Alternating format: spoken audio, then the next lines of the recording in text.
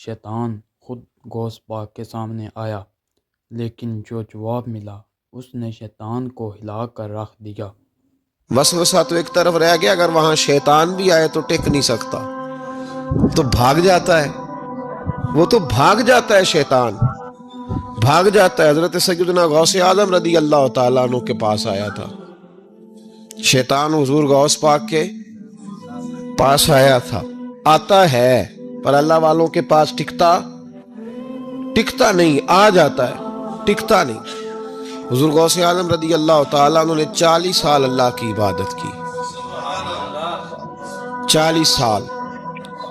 یہاں بھی لوگ بڑے پریشان ہو جاتے ہیں، کیسے جی کیسے کر لی؟ تو میں نے کہا قرآن پڑھو، والذین یبیتون لربہم سجدا وقیاما، وہ راتیں گزار دیتے ہیں اپنے رب کے لیے سجدہ کرتے اور قیام کرتے۔ تو یہ قرآن کی نص نے جب بیان کر دیا، تجھے کیسے شک ہو گیا ہے؟ جو قرآن کی نص بیان کر رہی ہے کہ اللہ کے کچھ بندے راتیں سجدے اور قیام میں گزار دیتے۔ حضور غوث اعظم نے 40 سال عشاء کے وضو سے فجر کی نماز ادا فرمائی۔ تو ایک دن آسمان پہ نا ایک چھوٹا سا بادل کا ٹکڑا آیا، معاذ اللہ ثم معاذ اللہ، وہ کہنے لگا عبد القادر میں تیرا رب ہوں۔ اس کے اندر سے آواز آئی، میں تیرا رب ہوں، تو نے بڑی عبادت کر لی، اب تو بے شک پڑھ بے شک نہ پڑھ۔ کئی ملنگوں کو معاف نہیں ہو گئی معاذ اللہ کہ بے شک پڑھ بے شک نہ پڑھ، عام اجازت ہے۔ تو حضور غوث اعظم رضی اللہ تعالیٰ عنہ فرمانے لگے اعوذ باللہ من الشیطان الرجیم۔ جب آپ نے یہ پڑھا تو وہ سامنے آ کے کھڑا ہو گیا، کہنے لگا عبد القادر آپ کو کیسے پتہ چلا کہ میں شیطان ہوں؟ تو آپ فرمانے لگے پاگل، مجھے کیسے پتہ نہ چلتا؟ جس رب نے اپنے پیارے حبیب علیہ السلام کو نماز معاف نہیں کی، اس نے عبد القادر کو کیسے معاف کر دی؟ جب حضور کے لیے یہ حکم نہیں آیا کہ محبوب چاہے پڑھو چاہے نہ پڑھو، وہاں تو حکم آیا کہ محبوب تہجد بھی پڑھو، وَمِنَ اللَّيْلِ فَتَہَجَّدْ بِهِ نَافِلَةً لَكَ، نفع دے گی آپ کو، تہجد بھی پڑھے۔ تو ان کے لیے جب یہ حکم نہیں تو میرے لیے کیسے آ گیا؟ اب شیطان تھا نا، تو اس نے پھر ایک اور چال چلی، یہ باز نہیں آتا، ہم باز آ جاتے ہیں کئی دفعہ، اس کے پیچھے پیچھے چلنے لگ جاتے ہیں، لڑ کے تھک جاتے ہیں، وہ نہیں تھکتا، وہ نئی سے نئی چال، نئی سے نئی چال، اس کا نیا سے نیا روپ، من الجنت والناس، جنوں میں سے بھی اور اس کے نئے سے نئے روپ ہوتے۔ اس نے ایک نیا روپ دھار لیا، کہنے لگا عبد القادر 300 ولی میں نے اسی طرح گمراہ کیے، آپ چونکہ عالم تھے تو آپ کے علم نے آپ کو بچا لیا۔ تو غوث اعظم فرمانے لگے نئے روپ سے آئے ہو؟ کہنے لگا 300 میں نے گمراہ کیے، یہ تو آپ عالم تھے تو بچ گئے، آپ جانتے تھے تو بچ گئے، میں نے 300 گمراہ کیے۔ تو حضور غوث اعظم فرمانے لگے پھر گمراہ کرنے لگے ہو نیا روپ دھار کے؟ مجھے میرے علم نے نہیں بچایا، مجھے اللہ کے فضل نے بچایا ہے۔ کئی عالم بھی تو گمراہ ہو جاتے ہیں نا، مجھے میرے علم نے نہیں بچایا، مجھے میرے اللہ کے فضل نے بچایا ہے۔ میرے بھائی، میرے عزیز طریقت کے مسافروں، یاد رکھو، سمجھ لو اس بات کو کہ وسوسہ آتا ہے۔ وسوسہ، 2 قسم کے مہمان آتے ہیں، 2 قسم کے مہمان۔ ایک مہمان وہ آتا ہے جو آتا ہے تو بندہ توجہ نہیں کرتا، وہ خود کہتا ہے اس نے نہیں میری طرف توجہ کی، وہ مہمان چلا جاتا ہے، پتہ نا آپ کو۔ اور جس کو بندہ اٹھ کے سینے سے لگائے اور اس کے ساتھ گفتگو شروع کر دے، وہ مہمان جاتا ہے؟ وہ تو بیٹھا رہتا ہے، وہ تو نہیں جاتا۔ تو وسوسہ آتا ہے، جو تو توجہ نہ کرے اس کا چلا جاتا ہے، اور جو سینے سے لگا لے، سوچنے لگ جائے، غور کرنے لگ جائے، اس کا وسوسہ بیٹھ جاتا ہے، اسی کے پاس رہتا ہے، دوستانہ کر لیتا ہے، کئی دفعہ تو بالکل مکان ہی ساتھ بنا لیتا ہے، ہر وقت کوئی نہ کوئی بات کان میں، ہر وقت کوئی نہ کوئی بات کان میں۔ کیوں وسوسہ آتا ہے؟ تجھے کیسے آ گیا؟ جس کا یقین کامل ہو اسے وسوسہ کیسے آئے؟ جس کی توجہ سیدھی ہو اسے وسوسہ نہ چھڑ یار دا بوہا، نہیں تے ہو جاویں گا روگی۔ جیڑی بکری اجڑوں وچھڑی او بگیاڑا جوگی۔ یہ تو بھئی تو اگر اندر رہتا، صحبت کے اندر رہتا، چھتری کے نیچے رہتا، تو پھر وسوسہ تجھے کیسے وسوسہ کس طرح تیرے پاس آیا؟ وسوسہ اس کے پاس آتا ہے جو وسوسے کی جانب توجہ کرتا ہے۔ بہت زیادہ لوگوں کو بدگمانی ہونے لگی ہے، بہت زیادہ وسوسے آنے لگے ہیں، بہت زیادہ خیال ہونے لگا ہے، بہت زیادہ توجہ ہونے لگی ہے، بڑی لوگوں کا معیار اس طرف جائیں، ہر چوتھا آدمی آ کے کہتا ہے برے خیالات آتے ہیں۔ کیوں بھائی برے خیالات آتے ہیں؟ کیسے آ گئے؟ ہمارا تو دل ہی ایک ہے اور دل میں یار بھی ایک ہے، دوسرے کے لیے جگہ ہی کوئی نہیں تو وسوسہ کیسے آئے گا؟ ہم تو اس کے دیدار سے ہی آج تک فارغ نہیں ہوئے تو غیر کی طرف دیکھ کیسے لیا؟ یہ کیسے ہو گیا؟ ممکن کیسے ہوا؟ اپنے آپ کو سمیٹیں، ان وسوسوں سے اپنے آپ کو بچائیں، ان پر قطعی طور پر کوئی توجہ نہ دیں، اور اگر کبھی آ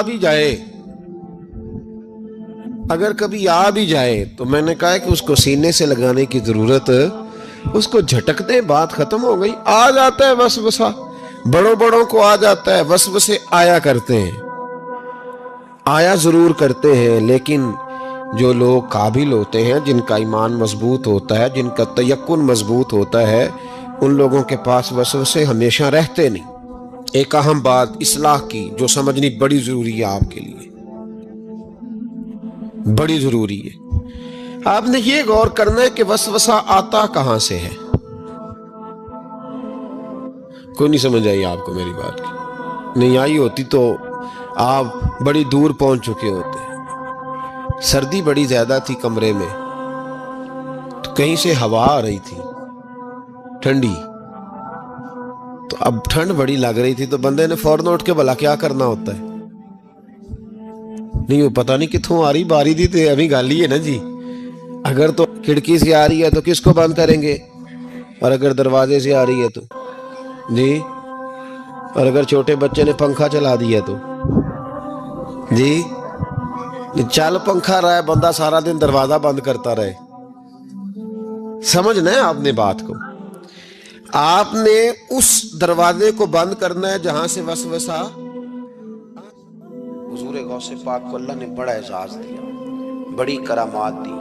آپ فرمایا کرتے تھے میں نے 40 سال اپنے رب کو راضی کیا ہے مصلی پہ بیٹھ کے، تو میرے مالک نے پھر پوچھا ہے کہ عبد القادر کچھ مانگ لے، کوئی بات کر لے، تو سیدنا غوث اعظم رضی اللہ تعالیٰ عنہ فرماتے ہیں کہ میں نے پھر اپنے رب کریم کی بارگاہ میں عرض کیا، مالک جو قیامت تک مجھ سے محبت کرے فضل کرنا، اسے بغیر توبہ کے موت نہ دینا۔ تو میرے رب نے میری اس دعا کو شرف قبولیت عطا فرمایا کہ جو مجھ سے پیار کرے گا، میرا نام لے گا، وہ بغیر توبہ کے نہیں مرے گا۔ جنات بھی آپ کی بارگاہ میں حاضر ہوتے ہیں، آپ کو شیخ بحر و بر کہا جاتا ہے۔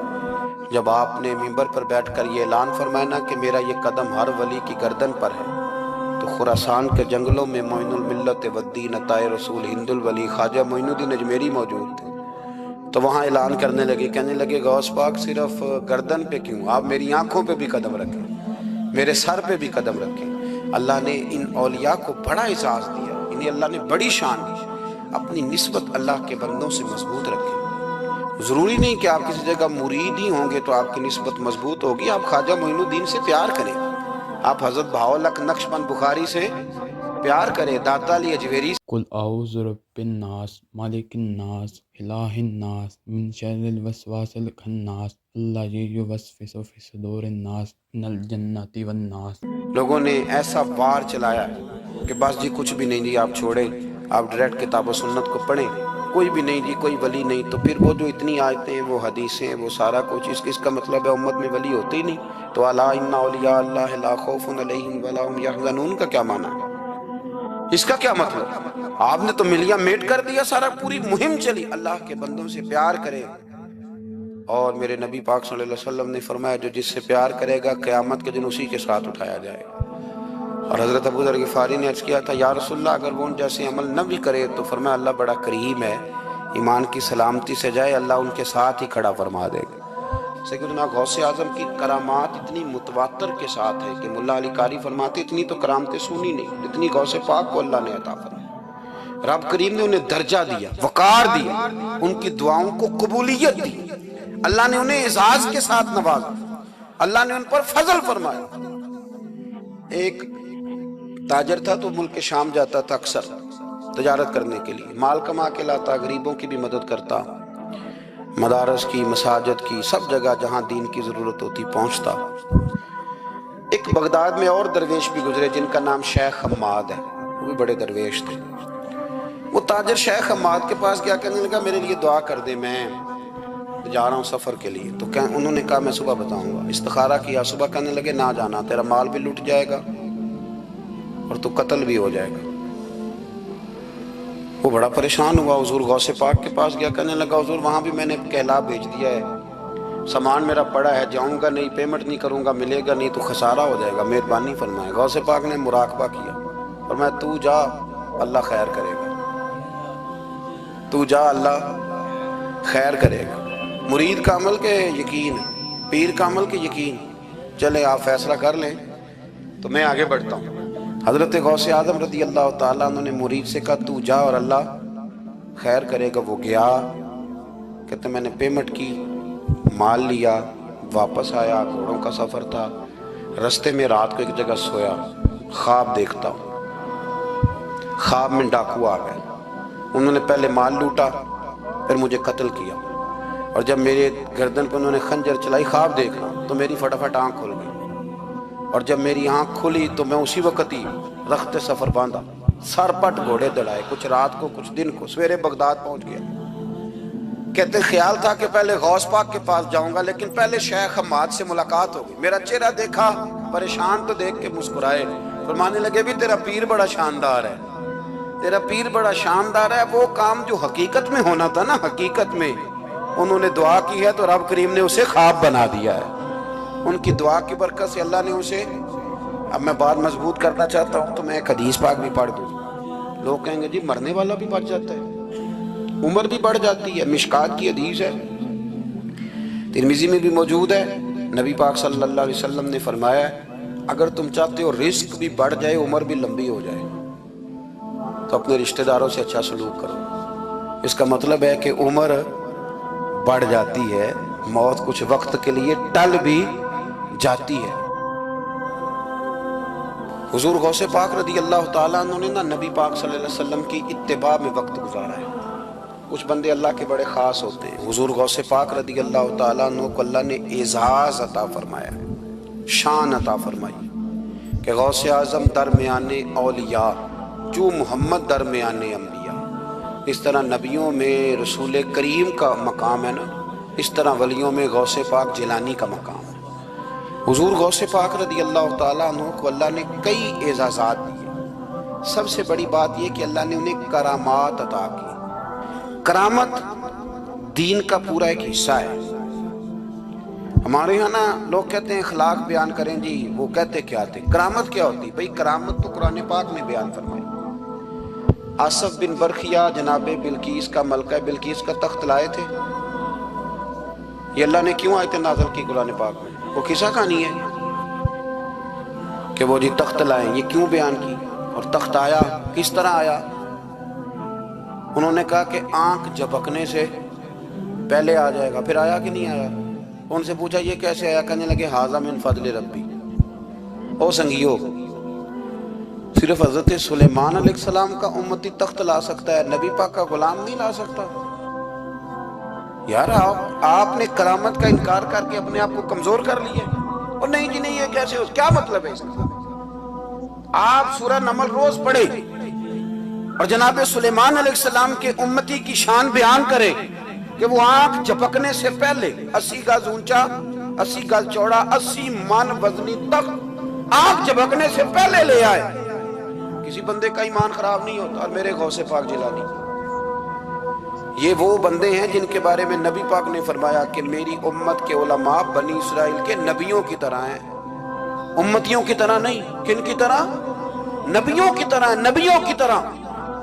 حضرت غوث پاک رضی اللہ تعالیٰ, ہم کو ملانگ لوگ نہیں ہیں الحمدللہ تعالیٰ. ہم تو غوث پاک کی کرامت بھی مانتے ہیں پر قرآن و سنت کی عینک لگا کے مانتے ہیں. یہ میری بات سمجھ لیں. حضرت غوث پاک رضی اللہ تعالیٰ نے طالب علموں کو سبق پڑھا رہے تھے, تو سبق پڑھاتے پڑھاتے نا ہاتھ آگے بڑھایا, تو اچانک ہاتھ واپس آیا تو گیلا ہو گیا تھا سارا.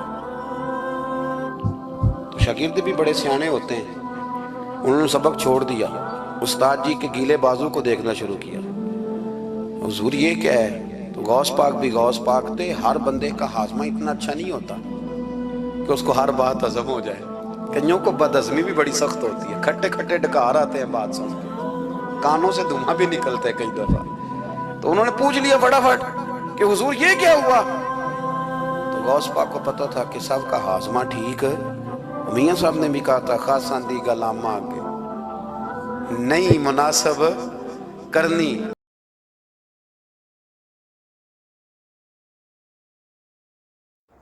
واتقوا يوما لا تجزي نفس عن نفس شيئا ولا يقبل منها عدل ولا تنفعها شفاعة ولا هم ينصرون.